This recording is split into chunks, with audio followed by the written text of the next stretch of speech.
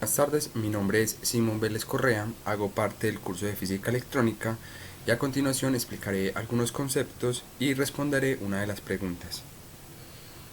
Como primer concepto tenemos lo que es periodo de señales AC. Las señales de corriente alternativas varían a través del tiempo, pero en determinado tiempo la señal vuelve a repetirse. A este tiempo se le llama periodo, se indica como una T y sus unidades de medida son en segundos. ¿Qué quiere decir esto? El periodo de señales nos indica cuando una corriente que va pasando nos va diciendo en qué tiempo esa misma señal aumenta o disminuye. Y eso se va calculando a través de un periodo y una amplitud, que es lo que nos indica la onda en tiempo. Tenemos también lo que es la frecuencia de señal AC.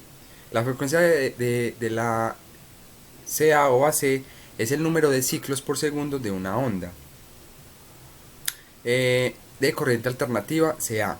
Dicho de otra forma, la frecuencia es la velocidad a la que la corriente cambia de sentido por segundo. Se mide en hercios y se representa por medio de la H y Z.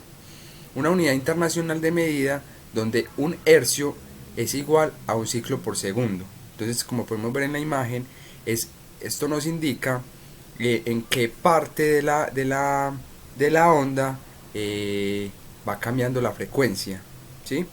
Y de esta manera nos va indicando cómo se va midiendo y cuál es el comportamiento de la señal. Fase y amplitud. La amplitud se refiere al tamaño de la señal. Por ejemplo, 110 voltios o 220 voltios. La señal de 220 voltios es el doble de alta que la de 110 voltios. La frecuencia se refiere a la cantidad de ciclos que hace una señal en un segundo.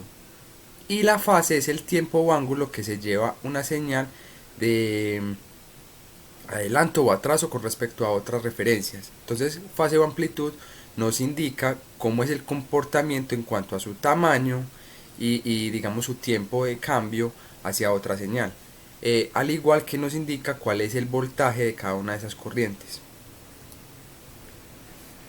Valor medido y eficaz o RMS.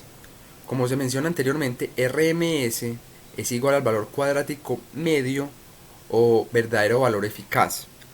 Aunque su fórmula puede ser difícil de comprender, el RMS calcula esencialmente el valor equivalente de corriente continua, CCC, de una forma de onda de CA. Entonces, ¿qué nos indica esto? Nos indica cuál es el valor medido o el valor real de la corriente pasado por todo el circuito. Entonces nos va indicando cómo es el comportamiento en cuanto a su eficacia, es decir, cuánto se tarda de un punto a otro y cuál es su comportamiento en cuanto a su eficiencia.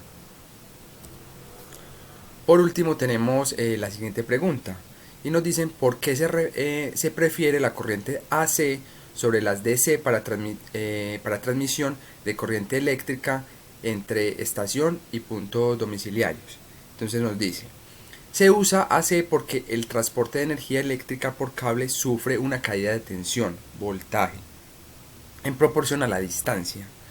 En el pasado, la única manera práctica de subir el voltaje era con transformadores que solo funcionan con AC.